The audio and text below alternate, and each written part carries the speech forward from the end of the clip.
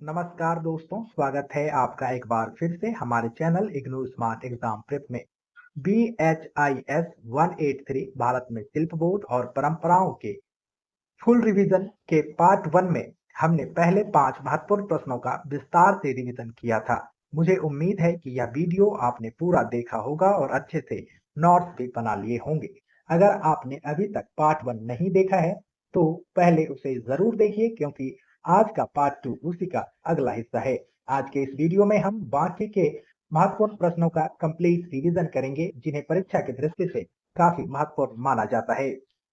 लेकिन आगे बढ़ने से पहले आपसे एक छोटी सी रिक्वेस्ट है। अगर हमारी मेहनत आपके लिए उपयोगी साबित हो रही है और हमारे वीडियो आपकी तैयारी को आसान बना रहे हैं तो चैनल को सब्सक्राइब जरूर कर लीजिए। आपका एक सब्सक्राइब हमें और अधिक गुणवत्तापूर्ण स्टडी मटेरियल और ऐसे ही रिवीजन वीडियोस बनाने की प्रेरणा देता है।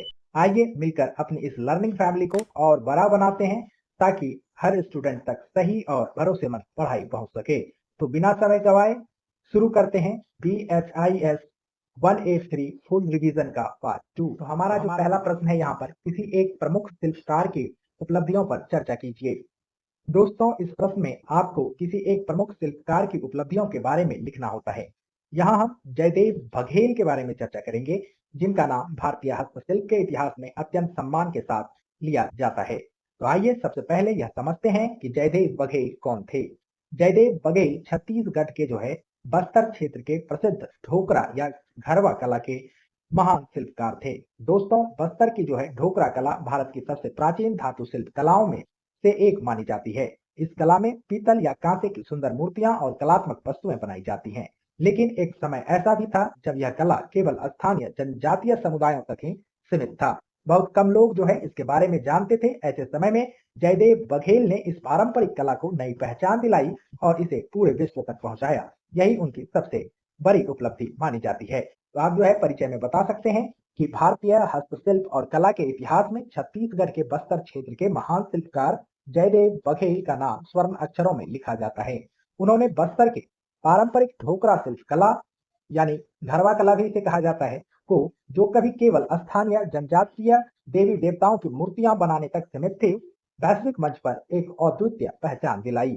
आइए अब उनके प्रमुख उपलब्धियों को विस्तार से समझते हैं। तो पहली जो उपलब्धि है वह है ढोकरा कला को वैश्विक पहचान दिलाना।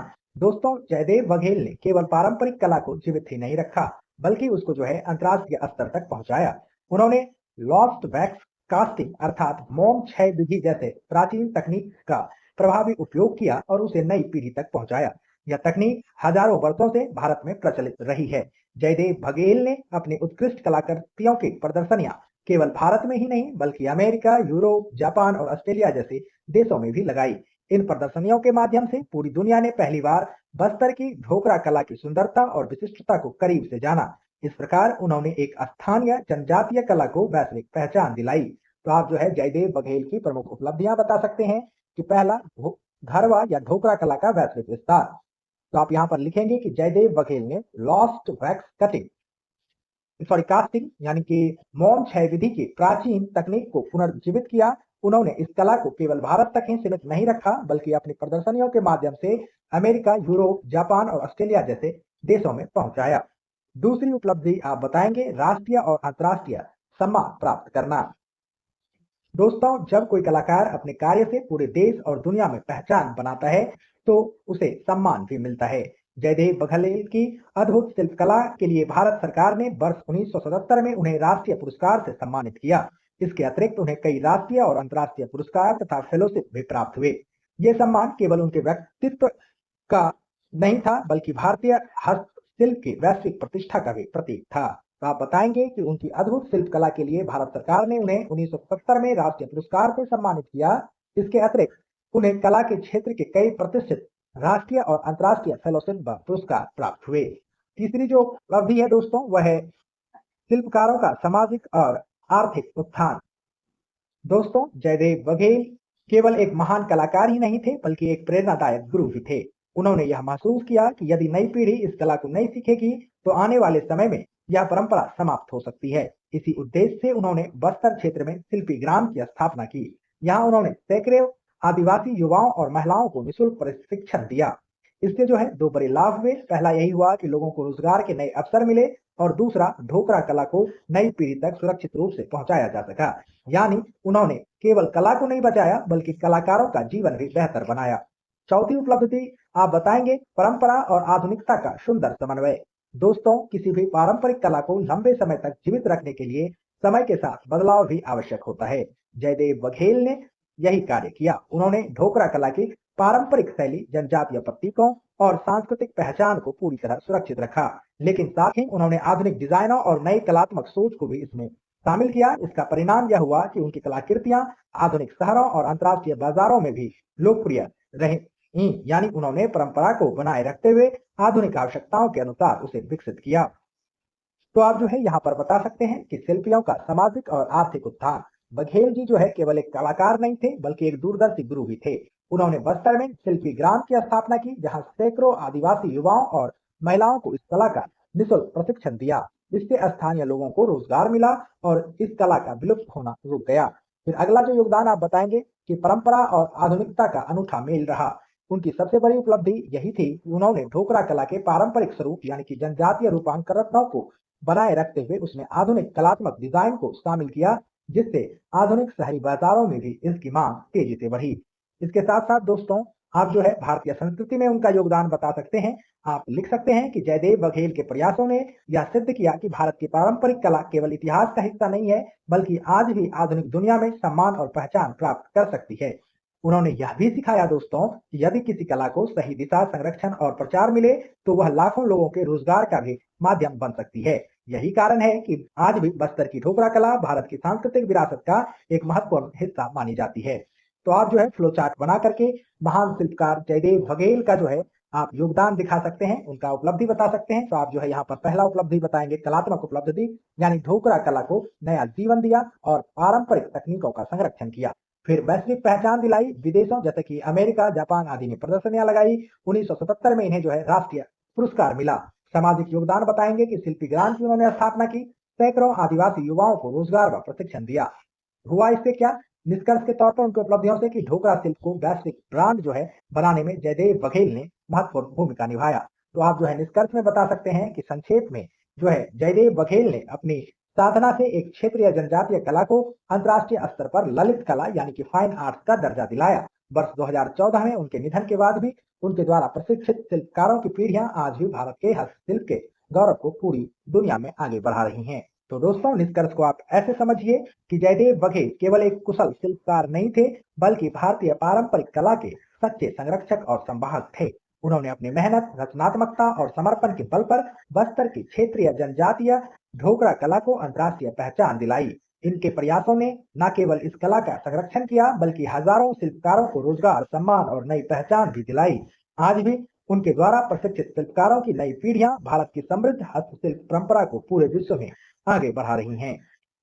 तो दोस्तों, उम्मीद है कि आप जो है जयदेव बघेल के बारे में सारी बातों को अच्छी तरह से समझ गए होंगे। चलिए अब अगले महत्वपूर्ण प्रश्न पर चलते हैं। प्रश्न है, शिल्प मूल्य श्रृंखला के विभिन्न घटक क्या हैं? उदाहरण सहित चर्चा कीजिए। दोस्तों, इस प्रश्न को समझने के लिए सबसे पहले हमको यह जानना होगा कि शिल्प मूल्य श्रृंखला यानी क्राफ्ट वैल्यू चेन क्या होती है।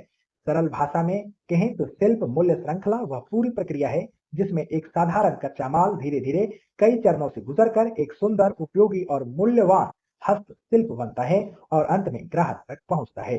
दोस्तों, ध्यान दीजिए थोड़ा, यह केवल वस्तु बनाने की प्रक्रिया नहीं है बल्कि यह कच्चे माल से लेकर ग्राहक तक पहुंचने की पूरी यात्रा है और इस यात्रा के हर चरण में उस वस्तु का आर्थिक मूल्य, कलात्मक मूल्य और बाजार मूल्य लगातार बढ़ता रहता है। उदाहरण के लिए आप जो है मान लीजिए एक साधारण मिट्टी का ठेला है। जब तक वह मिट्टी है उसकी कीमत बहुत कम है, लेकिन वही मिट्टी जब एक कुशल कुम्हार के हाथों से गुजरकर सुंदर घड़ा बन जाती है, उस पर चित्रकारी होता है और उसे अच्छी तरह से पैक कर दिया जाता है और फिर किसी पर्यटन स्थल या ऑनलाइन प्लेटफॉर्म पर बेचा जाता है तो उसकी कीमत जो है कई गुना बढ़ जाती है। यही पूरी प्रक्रिया शिल्प मूल्य श्रृंखला कहलाती है। तो आप जो है परिचय में बता सकते हैं कि शिल्प मूल्य श्रृंखला से तात्पर्य उस पूरी प्रक्रिया या चरणों से है जिसके तहत एक कच्चा माल शिल्पकार के हाथों से गुजरते हुए एक मूल्यवान कलाकृति में बदलता है और अंततः ग्राहक या पर्यटक तक पहुंचता है। प्रत्येक चरण पर उत्पाद का आर्थिक और कलात्मक मूल्य बढ़ता है। आइए अब इसके विभिन्न घटकों को एक एक करके समझते हैं। तो पहला जो घटक है दोस्तों वह है कच्चे माल की आपूर्ति। दोस्तों किसी भी शिल्प की शुरुआत कच्चे माल से होती है, यही मूल्य श्रृंखला का पहला चरण है। इस चरण में आवश्यक प्राकृतिक संसाधनों या अन्य कच्चे पदार्थों को एकत्र किया जाता है। उदाहरण के लिए जयपुर के प्रसिद्ध ब्लू पॉटरी बनाने के लिए क्वार्ट्ज पाउडर, कांच का चूरा और मुल्तानी मिट्टी, गोंद और प्राकृतिक रंगों की आवश्यकता होती है। यदि कच्चा माल ही उपलब्ध नहीं होगा तो तैयार उत्पाद भी अच्छी गुणवत्ता में नहीं बन पाएगा। इसीलिए पूरी मूल्य श्रृंखला की सफलता इसी पहले चरण पर काफी हद तक निर्भर करती है। तो आप जो है बता सकते हैं शिल्प मूल्य श्रृंखला के मुख्य घटक को। पहला जो घटक है वह आप लिखने से पहले थोड़ा सा बता देंगे कि शिल्प मूल्य श्रृंखला मुख्य रूप से निम्नलिखित 5 घटकों से मिलकर बनती है। पहला घटक आप बताएंगे कच्चे माल की आपूर्ति। यह जो है श्रृंखला का पहला चरण है। इसमें स्थानीय स्तर पर प्राकृतिक या कच्चे संसाधनों को एकत्र किया जाता है। आप यहाँ पर एक उदाहरण भी दे देंगे कि जयपुर की प्रसिद्ध ब्लू पॉटरी के लिए क्वार्ट्ज पाउडर, कांच और प्राकृतिक रंगों का इकट्ठा करना। फिर दूसरा जो घटक है दोस्तों वह है उत्पादन और डिजाइनिंग। तो दोस्तों पहले चरण के बाद यह महत्वपूर्ण चरण है यानी उत्पादन। इस चरण में जो है शिल्पकार अपने अनुभव, पारंपरिक ज्ञान, रचनात्मकता और विशेष औजारों की सहायता से कच्चे माल को सुंदर उत्पाद का रूप देता है। आज के समय में केवल पारंपरिक डिजाइन ही नहीं बनाए जाते, बल्कि ग्राहकों की पसंद और आधुनिक बाजार की मांग के अनुसार नए नए डिजाइन भी तैयार किए जाते हैं। उदाहरण के लिए कुम्हार जो है सबसे पहले मिट्टी को चाक पर आकार देता है, फिर उसे सुखाता है, भट्ठी में पकाता है और अंत में उस पर सुंदर चित्रकारी या सजावट करता है। यह वही चरण है जहाँ किसी उत्पाद का सबसे अधिक मूल्य बढ़ता है। तो आप जो है उत्पादन और डिजाइनिंग को बताएंगे दूसरे घटक के तौर पर कि इस चरण में शिल्पकार अपने पारंपरिक ज्ञान, कौशलों एवं औजारों का उपयोग करके उत्पाद को आकार देता है। आज के समय में इसमें ग्राहकों की मांग के अनुसार नए डिजाइनों को शामिल किया जाता है। उदाहरण के तौर पर आप बताएंगे कि मिट्टी के बर्तनों को चाक पर आकार देना और उन पर पारंपरिक चित्रकारी करना। तीसरा जो घटक है दोस्तों वह है गुणवत्ता नियंत्रण और पैकेजिंग। दोस्तों उत्पाद तैयार हो जाने के बाद उसका अच्छी तरह निरीक्षण किया जाता है। यह देखा जाता है कि उसमें कहीं कोई दरार, टूट फूट या डिजाइन की कोई कमी तो नहीं है। यदि गुणवत्ता अच्छी होगी तो ग्राहक का विश्वास भी बना रहेगा। इसके बाद उत्पाद की जो है सुरक्षित पैकिंग की जाती है, क्योंकि अधिकांश हस्तशिल्प वस्तुएं नाजुक होती हैं। यदि उन्हें सही तरीके से पैक नहीं किया जाए तो परिवहन के दौरान जो है वो टूट सकती हैं। इसलिए अच्छी पैकेजिंग भी मूल्य श्रृंखला का एक महत्वपूर्ण हिस्सा है। तो आप बता सकते हैं कि उत्पाद बनने के बाद उसकी मजबूती और फिनिशिंग की जांच की जाती है। चूंकि हस्तशिल्प बेहद नाजुक होते हैं, इसीलिए उनकी सुरक्षित पैकेजिंग की जाती है ताकि वे ट्रांसपोर्टेशन यानी परिवहन के दौरान टूटे नहीं। चौथा जो घटक है दोस्तों वह है मार्केटिंग एंड डिस्ट्रीब्यूशन यानी विपणन और वितरण। दोस्तों यदि कोई सुंदर वस्तु बन भी जाए लेकिन वह ग्राहकों तक पहुंचे ही नहीं तो उसका लाभ क्या होगा। इसीलिए जो अगला महत्वपूर्ण चरण है वह है मार्केटिंग का। आज शिल्प उत्पादों की बिक्री जो है कई माध्यमों से होती है, जैसे कि हस्तशिल्प मेले, राज एम्पोरियम, दिल्ली हाट, पर्यटन स्थल, प्रदर्शनियां और आज के समय में जो ई कॉमर्स प्लेटफॉर्म है जैसे कि अमेजन और फ्लिपकार्ट, इन पर भी बेचा जाता है। तो अच्छी मार्केटिंग से जो है उत्पाद अधिक लोगों तक पहुंचता है, जिससे शिल्पकार की आय भी बढ़ती है। और फिर आप पांचवें घटक के बारे में दोस्तों बता सकते हैं कि अंतिम बिक्री और उपभोक्ता। तो दोस्तों मूल्य श्रृंखला का यह अंतिम चरण है। यहीं पर ग्राहक या पर्यटक तैयार शिल्प वस्तु को खरीदता है। विशेष रूप से पर्यटन स्थलों पर चिन्हित उपरंत शॉप यानी कि स्मृति चिन्ह की दुकानों की इसमें महत्वपूर्ण भूमिका होती है। जब कोई पर्यटक किसी स्थान से हस्तशिल्प खरीद कर अपने साथ ले जाता है तो वह केवल एक वस्तु ही नहीं खरीदता, बल्कि उस क्षेत्र की संस्कृति और परंपरा का भी एक हिस्सा अपने साथ लेकर जाता है। इस प्रकार शिल्प और पर्यटन एक दूसरे को मजबूत बनाते हैं। तो आप जो है चौथे चरण में बता सकते हैं कि विपणन और वितरण यानी कि तैयार शिल्प को बाजार तक पहुंचाने के लिए विभिन्न माध्यमों का उपयोग किया जाता है। इसमें पारंपरिक कला मेलों जैसे दिल्ली हाट से लेकर आधुनिक ई कॉमर्स वेबसाइट शामिल है। फिर जो आप अंतिम चरण बताएंगे कि अंतिम बिक्री और उपभोक्ता, यह अंतिम बिंदु है जहां पर्यटक या ग्राहक उत्पाद खरीदता है। पर्यटन स्थल पर स्थित सॉवनियर शॉप्स इसमें जो है महत्वपूर्ण भूमिका निभाते हैं। तो दोस्तों आप इसके लिए फ्लो चार्ट बना सकते हैं, जहां पर आप बताएंगे कि कच्चा माल जैसे कि क्वार्ज, मिट्टी, धागा आदि एकत्र करना। फिर दूसरा जो है उत्पादन होगा जहां पर शिल्पकार द्वारा कलाकृति का निर्माण व डिजाइनिंग किया जाता है। फिर तीसरा आप पैकेजिंग बताएंगे कि गुणवत्ता जांच होती है, सुरक्षित पैकिंग किया जाता है। फिर चौथा आप मार्केटिंग के बारे में बताएंगे कि हाट बाजार, प्रदर्शनियां और ई कॉमर्स संघ द्वारा जो है इसका विपणन किया जाता है। और पांचवा जो आप बताएंगे वह होगा पर्यटक या घरेलू ग्राहकों द्वारा खरीदारी यानी कि अंतिम बिक्री। तो आप जो है निष्कर्ष को बता सकते हैं कि एक मजबूत शिल्प मूल्य श्रृंखला न केवल शिल्पकारों को उनके श्रम का सही मूल्य दिलाती है, बल्कि स्थानीय पर्यटन उद्योग को भी गति देती है। इससे किसी भी एक घटक जैसे कि मार्केटिंग या कच्चे माल के कमजोर होने पर पूरी की पूरी शिल्प व्यवस्था प्रभावित होती है। यानी निष्कर्ष को दोस्तों ऐसे समझिए कि हम कह सकते हैं कि शिल्प मूल्य श्रृंखला केवल वस्तु बनाने की प्रक्रिया नहीं है, बल्कि कच्चे माल से लेकर ग्राहक तक पहुंचने वाली एक संपूर्ण आर्थिक व्यवस्था है। यदि इस श्रृंखला का प्रत्येक चरण मजबूत होगा तो शिल्पकारों को उनके श्रम का उचित मूल्य मिलेगा, हस्तशिल्प उद्योग का भी विकास होगा और स्थानीय पर्यटन तथा रोजगार को भी बढ़ावा मिलेगा। चलिए दोस्तों, अब अगले महत्वपूर्ण प्रश्न पर चलते हैं। प्रश्न है, भारत में हस्तशिल्प क्षेत्र को बढ़ावा देने के लिए कुछ सरकारी पहलों का वर्णन कीजिए। दोस्तों, भारत केवल अपनी संस्कृति और इतिहास के लिए प्रसिद्ध नहीं है, बल्कि हस्तशिल्प की समृद्ध परंपरा के लिए पूरी दुनिया में जाना जाता है। चाहे कश्मीर का पश्मीना शॉल हो, बनारस की सिल्क साड़ी हो, बिहार का मधुबनी पेंटिंग हो, बस्तर की ढोकरा कला हो या जयपुर की ब्लू पॉटरी हो, भारत का प्रत्येक क्षेत्र अपने किसी न किसी विशिष्ट हस्तशिल्प के लिए प्रसिद्ध है। लेकिन समय के साथ मशीनों से बनी उत्पादों की बढ़ती प्रतिस्पर्धा, सीमित बाजार, आर्थिक समस्याओं और बदलती उपभोक्ता पसंद के कारण पारंपरिक शिल्पकारों के सामने अनेक चुनौतियां खड़ी हो गई हैं। इन्हीं समस्याओं को ध्यान में रखते हुए भारत सरकार विशेष रूप से कपड़ा मंत्रालय तथा अन्य विभागों ने जो है हस्तशिल्प क्षेत्र को मजबूत बनाने के लिए कई महत्वपूर्ण योजनाएं शुरू की हैं। इनका उद्देश्य केवल शिल्पकारों की आय बढ़ाना नहीं, बल्कि सांस्कृतिक विरासत को भी सुरक्षित रखना है। तो आप पहले परिचय में बता सकते हैं कि हस्तशिल्प क्षेत्र ग्रामीण अर्थव्यवस्था और सांस्कृतिक पर्यटन की रीढ़ माना जाता है। इस क्षेत्र को वैश्विक रूप से प्रतिस्पर्धी बनाने, शिल्पकारों की आजीविका सुरक्षित करने और पारंपरिक कलाओं को विलुप्त होने से बचाने के लिए भारत सरकार के कपड़ा मंत्रालय और अन्य विभाग द्वारा कई महत्वपूर्ण पहलें और योजना चलाई जा रही हैं। आइए अब हम इन प्रमुख सरकारी पहलों को विस्तार से समझते हैं। तो पहली जो पहल है दोस्तों, वह है एक जिला एक उत्पाद योजना, यानी one district one product scheme.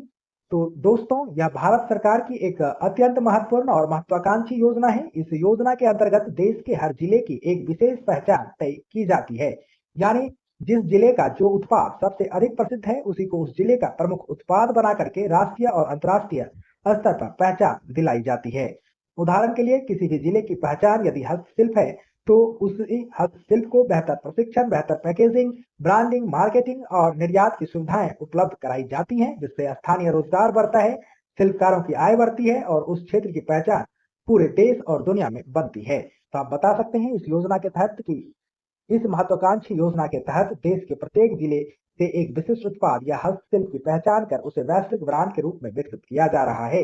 यह स्थानीय स्तर पर रोजगार और निर्यात को सीधे बढ़ावा देता है। दूसरा जो पहल है दोस्तों, वह है पीएम विश्वकर्मा योजना।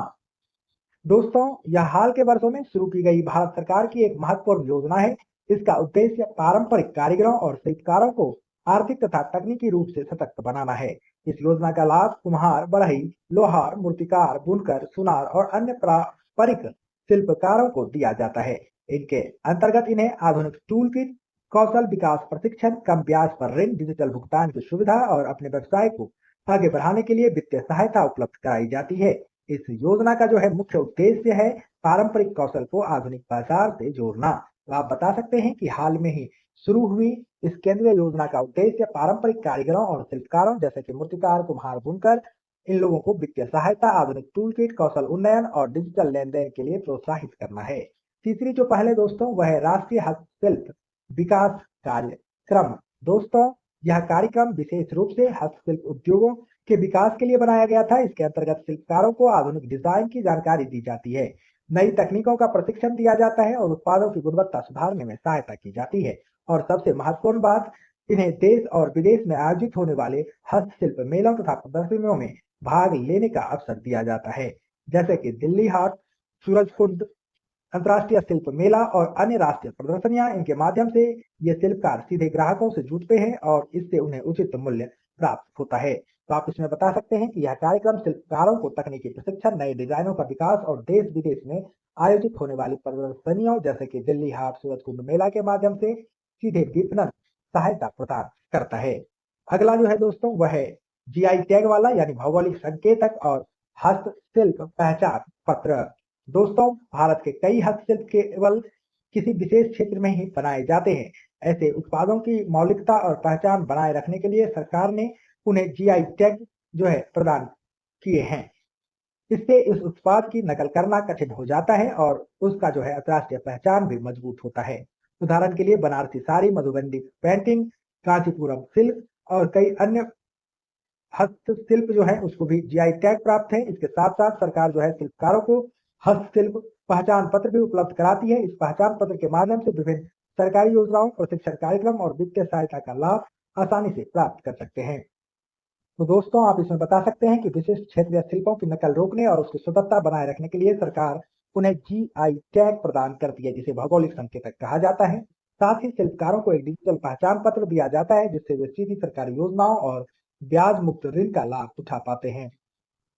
अगली जो है पहल दोस्तों, वह है गवर्नमेंट ई मार्केट प्लेस।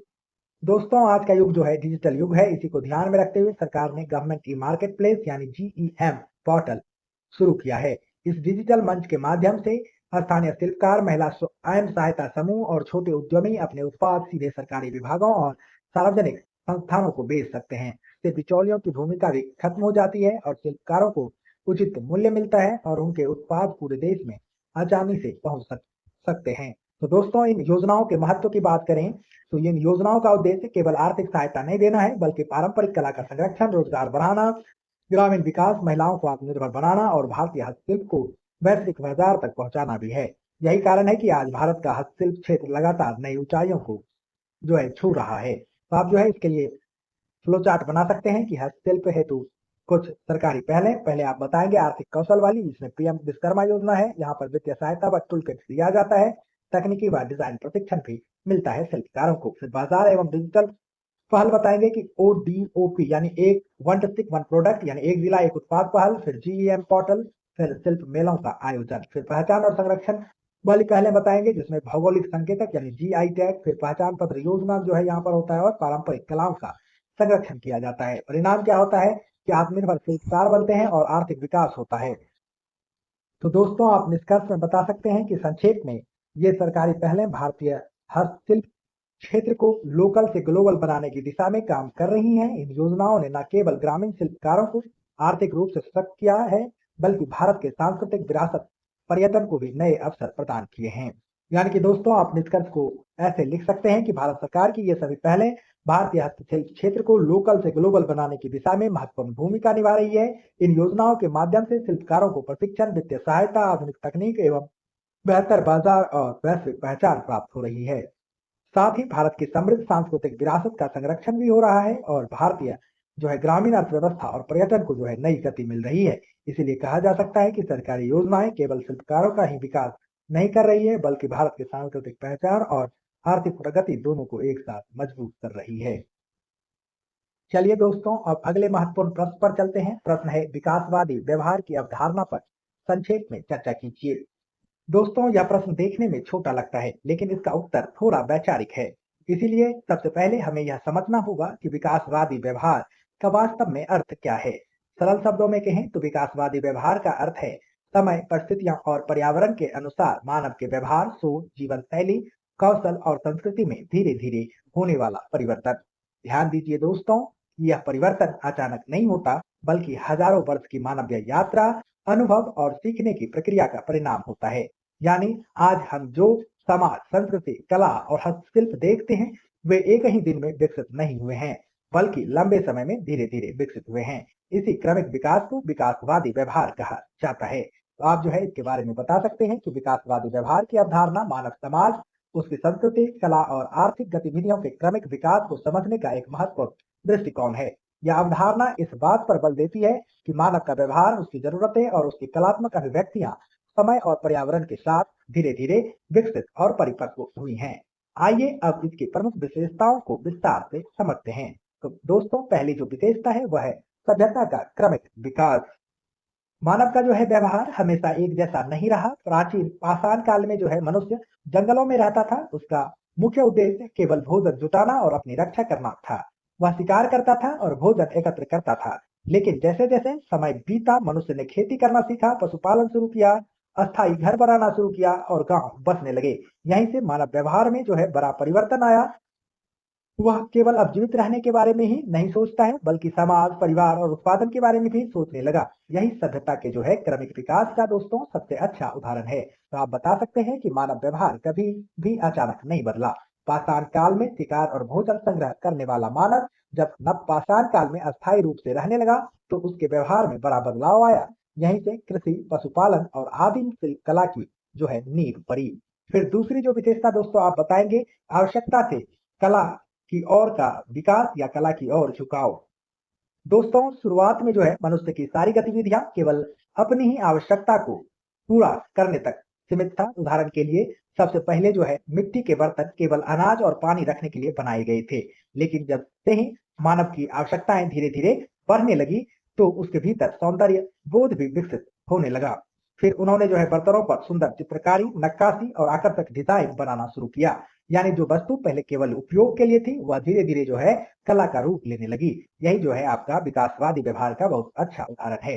तो आप बताएंगे कि प्रारंभ में जो है मानव व्यवहार केवल जीवित रहने के लिए बुनियादी जरूरतों तक सीमित था।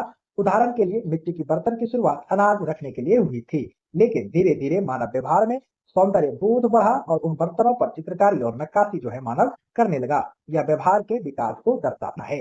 तीसरी जो विशेषता दोस्तों वो बताएंगे आप, वह है पर्यावरण के अनुसार जो है अनुकूलन। दोस्तों इसको आप पारंपरिक ज्ञान का भी अनुकूलन कह सकते हैं। मानव ने हमेशा जो है अपने आसपास के पर्यावरण के अनुसार ही अपने व्यवहार को बदला है। यही उसकी सबसे बड़ी विशेषता रही है। उदाहरण के लिए जो लोग नदियों के किनारे रहते थे, उन्होंने नाव बनाना, मछली पकड़ना और जल परिवहन सीख लिया। वहीं पहाड़ी क्षेत्रों में रहने वाले लोगों ने लकड़ी का काम, ऊनी वस्त्र बनाना और ठंडे मौसम के अनुसार अपने जीवन को ढाल लिया। यानी अलग अलग भौगोलिक परिस्थितियों ने मानव के व्यवहार और कौशल को जो है अलग अलग दिशा दी। फिर चौथी विशेषता जो आप बताएंगे वह होगा पर्यटन और सांस्कृतिक विनिमय, यानी यात्रा, व्यापार और सांस्कृतिक आदान प्रदान। दोस्तों जैसे जैसे मानव समाज विकसित हुआ, वैसे वैसे लोगों ने यात्रा करना भी शुरुआत कर दी, यानी शुरू किया। तो शुरुआत में जो है यात्राएं व्यापार, तीर्थ और नए स्थान के खोजों के लिए होती थी। इन यात्राओं के दौरान जो है अलग अलग संस्कृतियों के लोग एक दूसरे से मिले। उन्होंने अपनी कला, तकनीक, भाषा और परंपराओं का जो है आदान प्रदान किया। यही कारण है कि भारत की कई शिल्प कलाओं और सांस्कृतिक परंपराओं पर विभिन्न क्षेत्रों का प्रभाव देखने के लिए मिलता है। इस प्रकार यात्रा ने भी मानव के व्यवहार के विकास में महत्वपूर्ण भूमिका निभाई। तो आप बता सकते हैं पारंपरिक ज्ञान का अनुकूलन इसके तहत कि मानव ने पर्यावरण के अनुसार अपने व्यवहार और कौशल को बदला। नदियों के किनारे रहने वाले समाजों ने नाव बनाना और मछली पकड़ना सीखा, जबकि पहाड़ी क्षेत्रों के लोगों ने ऊनी वस्त्र और कास्ट शिल्प में महारत हासिल की, यानी लकड़ी के काम को सीखा। फिर आप पर्यटन और सांस्कृतिक विनिमय के बारे में बताएंगे कि जैसे जैसे मानव का व्यवहार विकसित हुआ, उसने व्यापार और तीर्थ यात्राओं के लिए यात्राएं शुरू की। इस यात्रा व्यवहार ने विभिन्न संस्कृतियों को आपस में जोड़ा, जिससे ज्ञान और शिल्प कला का आदान प्रदान यानी एक्सचेंज हुआ। तो निष्कर्ष में आप कह सकते हैं कि संक्षेप में कहें तो विकासवादी व्यवहार की अवधारणा हमें यह सिखाती है कि आज भारत में हस्तशिल्प, वास्तुकला या पर्यटन का जो समृद्ध रूप आप देख रहे हैं, वह सदियों के क्रमिक मानवीय प्रयासों, पर्यावरण के साथ तालमेल और सांस्कृतिक यात्राओं का परिणाम है। यह इतिहास को केवल तारीखों के रूप में नहीं, बल्कि मानव चेतना के विकास के रूप में देखने का जरिया है।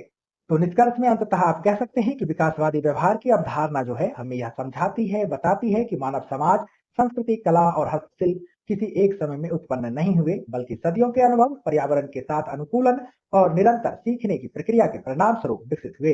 इसी कारण आज भारत की समृद्ध सांस्कृतिक विरासत, हस्तशिल्प, वास्तुकला और पर्यटन को समझने के लिए विकासवादी व्यवहार की अवधारणा अत्यंत महत्वपूर्ण मानी जाती है।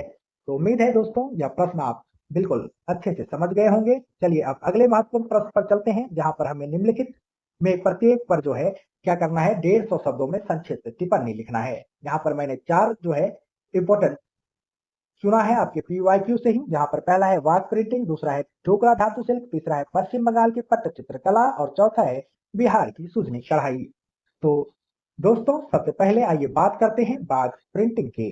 तो बाघ प्रिंटिंग जो है मध्य प्रदेश के धार जिले के बाघ गांव की एक प्रसिद्ध पारंपरिक हस्तशिल्प कला है। इस कला को मुख्य रूप से खत्री समुदाय के लोग कई पीढ़ियों से जीवित रखे हुए हैं। इसकी जो सबसे बड़ी विशेषता है दोस्तों कि इसमें पूरी तरह प्राकृतिक और जैविक रंगों का उपयोग किया जाता है। उदाहरण के लिए लाल रंग तैयार करने के लिए फिटकरी का उपयोग किया जाता है, जबकि काला रंग लोहे के जंग और गुड़ के मिश्रण से बनाया जाता है। बाघ प्रिंटिंग के डिजाइनों में फूल पत्तियां, बेल बूटे, ज्यामितीय आकृतियां और प्रकृति से जुड़े सुंदर पैटर्न देखने को मिलते हैं। एक और खास बात दोस्तों, यह है कि बाघ नदी के पानी में मौजूद खनिज तत्व इन रंगों को कपड़े पर विशेष चमक और मजबूती प्रदान करते हैं। इसी कारण बाघ प्रिंटिंग के वस्त्र अपनी सुंदरता और टिकाऊपन के लिए जो है विश्व भर में प्रसिद्ध है। तो निष्कर्ष में आप यही कहेंगे कि बाघ प्रिंटिंग केवल वस्त्र सजाने की कला नहीं है, बल्कि मध्य प्रदेश की सांस्कृतिक विरासत और भारतीय प्राकृतिक रंगाई परंपरा का एक उत्कृष्ट उदाहरण है। तो आप जो है इसको इस तरह से लिख सकते हैं कि बाघ प्रिंटिंग मध्य प्रदेश के धार जिले के बाघ गांव की एक अत्यंत प्रसिद्ध और पारंपरिक हस्तशिल्प कला है। यह मूल रूप से नदी के किनारे रहने वाले खत्री समुदाय द्वारा सदियों से की जा रही है। इसकी विशेषताओं को आप बताएंगे कि इसमें पूरी तरह से प्राकृतिक और जैविक रंगों का उपयोग किया जाता है। लाल रंग के लिए फिटकरी और काले रंग के लिए लोहे के जंग व गुर के मिश्रण का इस्तेमाल होता है। इसके डिजाइनों में ज्यामितीय आकृतियां और प्रकृति यानी फूल पत्तियों की झलक मिलती है। वाघ नदी के पानी में मौजूद तांबा जो है इन रंगों के कपड़ों पर विशेष चमक और मजबूती देता है। तो आप जो है इसको फ्लो चार्ट से समझ लीजिए, आपको ध्यान रहेगा। बाघ प्रिंटिंग की प्रक्रिया, सबसे पहले कपड़े तैयार किए जाते हैं, सूती या रेशमी कपड़े को साफ किया जाता है और खारा यानी नदी के पानी में धोया जाता है। फिर यहाँ पर ब्लॉक प्रिंटिंग होता है, यानी लकड़ी के ठप्पों द्वारा प्राकृतिक रंगों की छपाई होती है। फिर नदी में जो है इसकी धुलाई की जाती है, यानी बहती हुई जो बाघ नदी है इसके पानी में कपड़े को धोकर रंग को पक्का किया जाता है। आइए अब दूसरे शॉर्ट नोट पर चलते हैं, जो है ब्लॉक प्रिंटिंग यानी हस्त ठप्पा छपाई। तो ब्लॉक प्रिंटिंग जो है भारत की सबसे प्राचीन वस्त्र छपाई कलाओं में से एक है। यह विशेष रूप से राजस्थान के सांगानेर और बांगरू तथा गुजरात के अजरक क्षेत्र में अत्यधिक लोकप्रिय है। इस कला में लकड़ी या धातु के जो है बने हुए विशेष ब्लॉक या ठप्पों पर सुंदर डिजाइन उकेरे जाते हैं। इन ब्लॉकों को रंग में डुबोकर कपड़ों पर हाथ से दबाया जाता है, जिससे जो है आकर्षक डिजाइन तैयार होते हैं। संगानेरी प्रिंट अपनी सफेद पृष्ठभूमि और रंग बिरंगे पुष्पों के लिए प्रसिद्ध है, जबकि दाबू प्रिंट मिट्टी से रंग रोकने की विशेष तकनीक के कारण जाना जाता है। तो आज जो है ब्लॉक प्रिंटिंग भारतीय वस्त्र उद्योग की पहचान बन चुकी है और देश विदेश के पर्यटकों के बीच इसकी काफी मांग है। तो आप कंक्लूड क्या कर सकते हैं कि ब्लॉक प्रिंटिंग भारत की प्राचीन कलात्मक परंपरा, उत्कृष्ट शिल्प कौशल और सांस्कृतिक पहचान का महत्वपूर्ण प्रतीक है। तो आप इसको ऐसे बताएंगे, ब्लॉक प्रिंटिंग भारत की सबसे प्राचीन वस्त्र विनिर्माण कलाओं में से एक है, जो राजस्थान के संगानेर, बगरू और गुजरात के अजरक के क्षेत्रों में सर्वाधिक लोकप्रिय है। फिर आप इसकी विशेषताएं बताएंगे कि इस कला में लकड़ी या धातु के टुकड़े पर सुंदर आकृतियां उकेरी जाती हैं, जिन्हें ब्लॉक या ठप्पा कहा जाता है। इन ब्लॉकों को रंगों में डुबोकर कपड़े पर हाथ से दबाकर सुंदर पैटर्न बनाए जाते हैं। इसमें सांगानेरी प्रिंट यानी सफेद पृष्ठभूमि होता है, व्हाइट बैकग्राउंड पर रंग बिरंगे फूल इसमें बनाए जाते हैं, और दाबू प्रिंट जो कि मिट्टी द्वारा रंग प्रतिरोधात्मक छपाई है, ये शामिल है। यह तकनीक पर्यटन उद्योग में भारतीय वस्त्रों की वैश्विक पहचान का मुख्य आधार है। तो इसको भी आप थोड़ा सा फ्लो चार्ट से समझ लीजिए। पारंपरिक ब्लॉक प्रिंटिंग की मुख्य विधाएं, यहाँ पर जो है प्रत्यक्ष छपाई होता है, डायरेक्ट प्रिंटिंग होता है, रंगों को सीधे ब्लॉक में डुबोकर कपड़ों पर तुरंत छापा जाता है, जैसे कि संगानेरी में व्हाइट बैकग्राउंड आता है और उसके ऊपर फूल पत्तियां बनती हैं।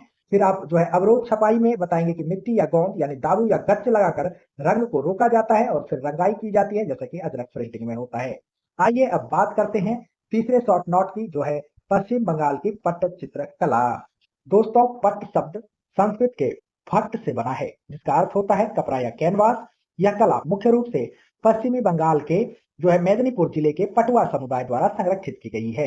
इस कला में लंबे कपड़े या कागज के स्क्रॉल पर प्राकृतिक रंगों की सहायता से सुंदर चित्र बनाए जाते हैं। इन चित्रों में रामायण, महाभारत, लोक कथाएं, धार्मिक प्रसंग और वर्तमान सामाजिक विषयों को भी चित्रित किया जाता है। इस कला की जो है सबसे अनोखी विशेषता यह है कि पटुआ कलाकार केवल चित्र नहीं बनाते, बल्कि उन्हें खोल खोल कर गाते हुए उनकी कहानी भी सुनाते हैं। इसे पटलगान कहा जाता है, यानी यहाँ चित्रकला और संगीत दोनों का सुंदर संगम देखने को मिलता है।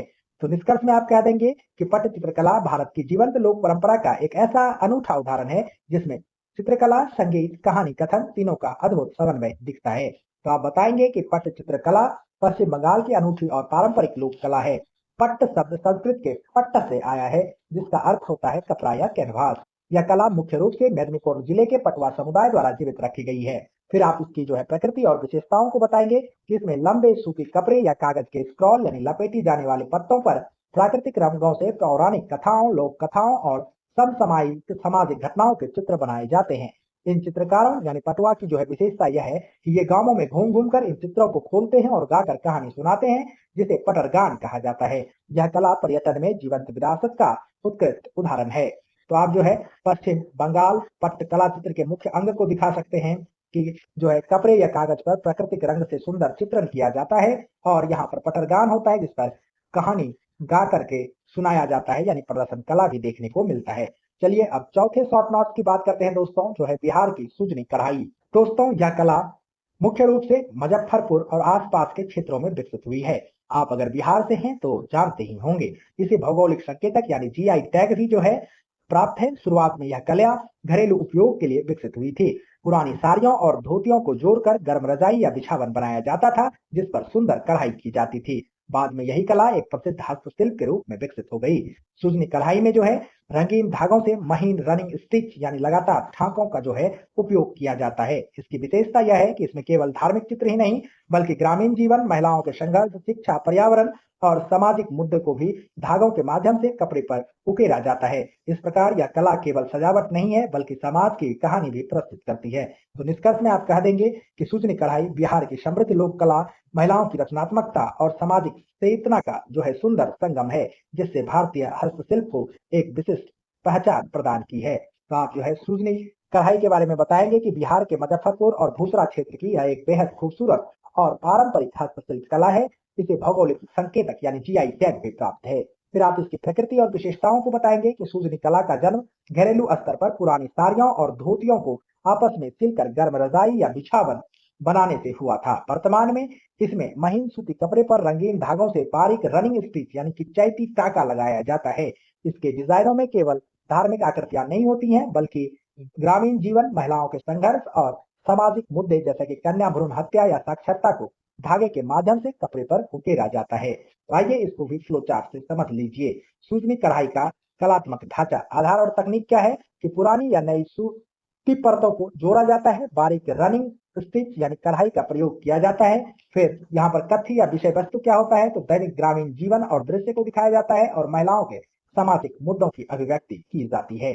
तो दोस्तों आज के इस वीडियो में हमने BHIS 183 के सबसे महत्वपूर्ण प्रश्नों को विस्तार से कवर किया है। मुझे उम्मीद है कि अगर आपने पार्ट 1 और पार्ट 2 दोनों को ध्यान से समझ लिया है तो परीक्षा में इनसे जुड़े प्रश्नों का उत्तर आप पूरे आत्मविश्वास के साथ लिख पाएंगे। अगर आपने अभी तक हमारे channel IGNOU smart exam prep को सब्सक्राइब नहीं किया है तो अभी सब्सक्राइब कर लीजिए। आपका एक सब्सक्राइब हमें और बेहतर कंटेंट बनाने की प्रेरणा देता है और हमारी लर्निंग फैमिली को लगातार आगे बढ़ाता है। दोस्तों वीडियो पसंद आया हो तो इसे लाइक जरूर कीजिए, अपने इग्नू दोस्तों के साथ शेयर कीजिए जिनका यह पेपर है, और कमेंट करके जरूर बताइए कि आपको आज का यह वीडियो रिवीजन कैसा लगा। मिलते हैं जल्द ही किसी अगले विषय के साथ। तब तक के लिए धन्यवाद। All the best for your exam. जय हिंद।